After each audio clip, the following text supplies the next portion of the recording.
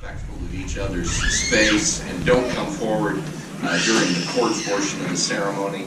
But after this portion and after the certificates are passed out, there'll be an opportunity. You can take as many pictures as you want at the end of the ceremonies. But if you want to take pictures during this part from back there, that's perfectly fine as well. All right, let's get started. I would first like to welcome my deputy, Gita DeVellum, who will move to administer the oath of citizenship.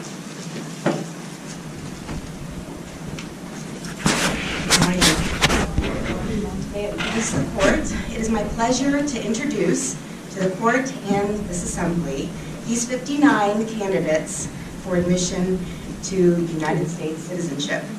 Each of the petitioners present in court has properly submitted a petition for naturalization and has met the procedural and substantive requirements of the naturalization statute.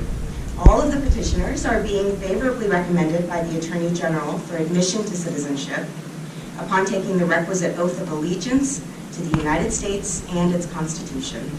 It is therefore my honor and privilege to move that the court now administer to these petitioners the oath of United States citizenship.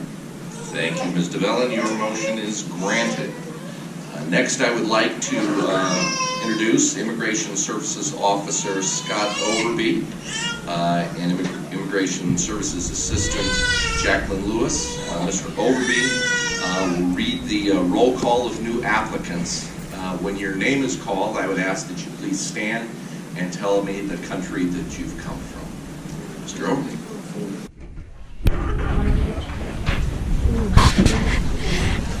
You and each of you hereby declare on oath that you absolutely and entirely renounce and abjure all allegiance and fidelity to any foreign prince, potentate, state, or sovereignty of whom or which you have heretofore been a subject or citizen.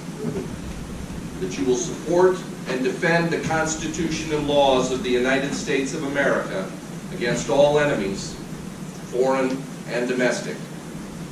That you will bear true faith and allegiance to the same.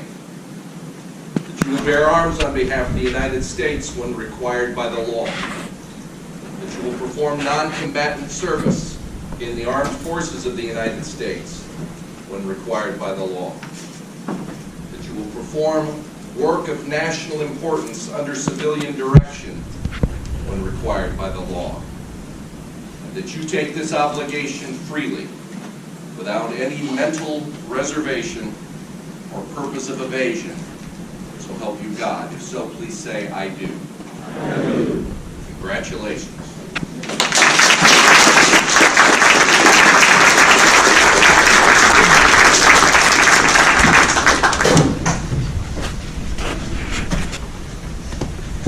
Congratulations again, my fellow citizens. It's a great privilege to be one of your first fellow Americans to greet you in that way, and it's my great honor to preside at this happy occasion, the first day of your American citizenship.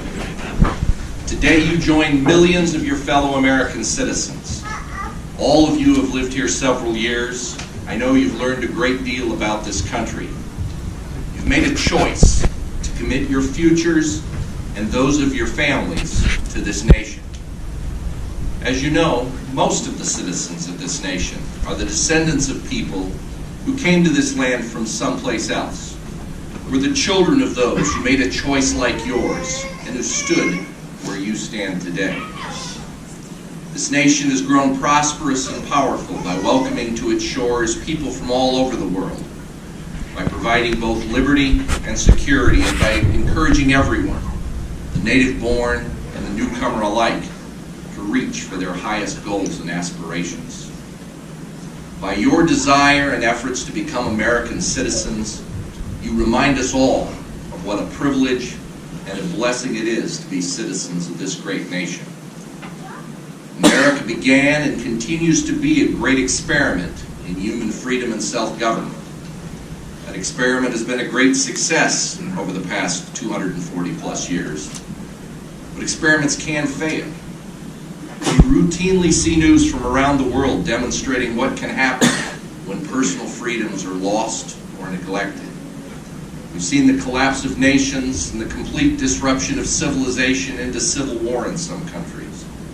We see all over the world too many wars and conflicts based on ethnic or tribal differences.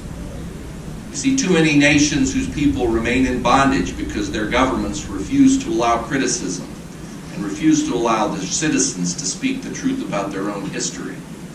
We see too many nations while people suffer for their religious beliefs.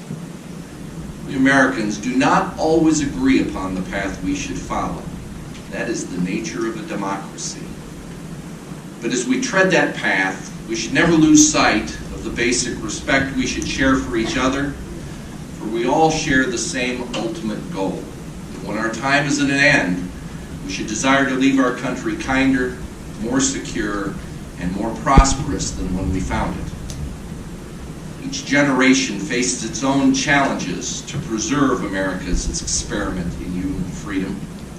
It's too easy for those of us who have grown up in this nation to take for granted the gifts of liberty we have received from earlier generations. We forget too easily the need for each generation to dedicate itself anew to protecting our freedom. As new citizens, you just swore a sacred oath to support and defend the Constitution and laws of this country. It is your duty, as it is mine and the duty of each of our fellow citizens, to be ever vigilant in defense of the freedoms that have been so dearly purchased and preserved by the sweat and the blood of those who have gone before us. The United States of America stands virtually unique in the world, as demonstrated in small part by the nations of origin represented here today. We're a composite of all the peoples of the world. Every nation, every race, every language, every faith. In swearing your oath today, you continue the process of weaving your lives and those of your families into the broad tapestry that is the history and the future of our nation. It's that broad range of diversity that makes the fabric of this nation strong. And it's the many good things that each of you new citizens bring to our nation in the way of music, art, literature, sports, religion, and ethical and personal values that makes this such a wonderful place to live. It's my fondest wish that each of you will preserve and cherish those elements of your lives and culture that you brought with you to this land when you left your homeland behind. For over 2 centuries now, we've been evolving as a greater and greater nation, each generation, by blending the cultures of the many peoples of the world. You have complemented our country by choosing to come here, and in further choosing to assume the responsibilities, duties, and rights of citizenship. And for that, I thank you on behalf of all of your fellow Americans. We're deeply honored by the commitment to this nation that you have made today.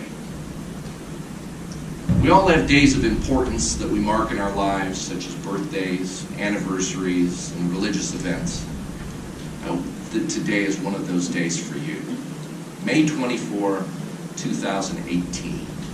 The day you stepped forward and said, "Today, I am a citizen of the United States of America." All of us citizens share one day, July the 4th, for such celebrations. Now you have 2 dates, July the 4th and May the 24th. Once again, congratulations. This is a glorious day for you and for the United States of America.